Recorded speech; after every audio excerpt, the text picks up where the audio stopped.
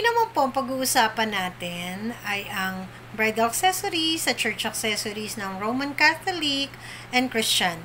Actually, isa lang po pagkakaiba nila. Sasabihin ko po mamaya kung ano po yun. Unahin na natin ang bridal accessories. Siyempre po, mula sa ulo, which is the crown, the head veil. Minsan gumagamit po sila ng shawl, hand gloves, pouch bag. Ayan, yun po yung mga ginagamit ni bride. So, tawag natin dyan ay bridal accessories. How about naman po sa church? Sa church naman po, ang ginagamit naman po ay aras pillow, lalagyan ng aras, or array, pillow ring.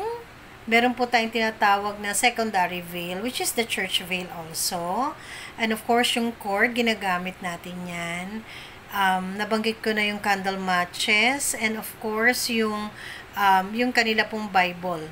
Okay, pagdating naman po sa iba, sa Catholic may rosary po. Sa Christian wala po yon. Okay.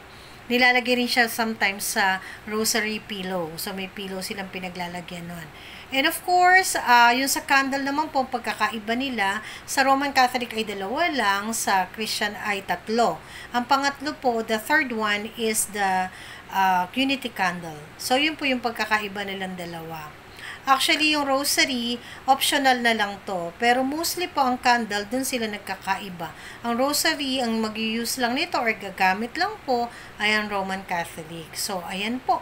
Na-discuss ko na po yung bridal accessories and church accessories. Ang dami po nagtatanong nito. Medyo nako-confuse sila. May nagtanong pa nga sa akin, pwede po bang something borrowed? O, pwede naman po, nasa sa inyo po yun. Gusto niyo po bago? Gusto niyo pong may gumamit na or pinagamit sa inyo? Okay lang po yun. As long as complete naman po siya. Yan po yung ating mga ipe-prepare before the wedding. Thank you so much.